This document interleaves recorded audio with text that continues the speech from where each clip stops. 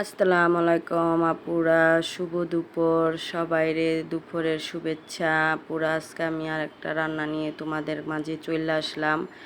আজকে বিরিয়ানি রান্না করুম না থুক্কু তেহারি রান্না করতেছি। কি করুম, কি রান্না করুম, সব মায়া লোকেরই একটাই পেরেশানি থাকে। আমি জানি যে কি রান্না করুম, কি রান্না করুম, এই জন্য একটু শর্টকাট রান্না করলাম। আমার ঘরে আবার পোলাওটা বেশি পছন্দ করে, ওটা বিরিয়ানি হোক তেহারি হোক কিন্তু আর ভুনা খিচুড়ি হোক, মানে এদের হইলেই হবে।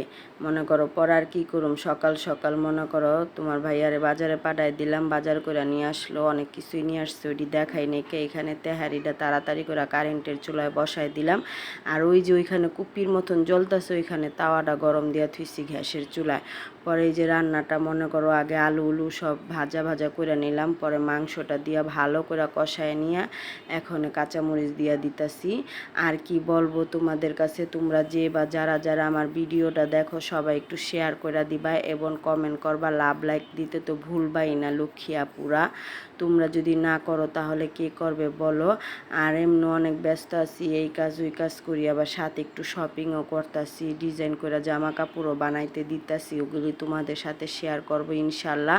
এবং আমার জন্য তোমরা দোয়া করবা যাতে আমার শরীরটা আল্লাহ ভালো রাখে, সুস্থ রাখে। কারণ কিছুদিন ধরে মাথাটা খুব খারাপ লাগে, মাথাটা ঝিমঝিম করে, মাথাটা ঘুরায়, মানে কীরকমই জানি লাগে, খুব ভয় ভয়ও লাগে যে যদিও মানে কিছু হয়ে যায়। এই জন্য তোমাদের কাছে আমার কোনো কথা যদি কেউ রাগ করে থাকো, সবাই ক্ষমার দৃষ্টিতে দেখবা। আজকে এই ভিডিওটা কেমন লাগলো জানাবা। আল্লাহ হাফেজ।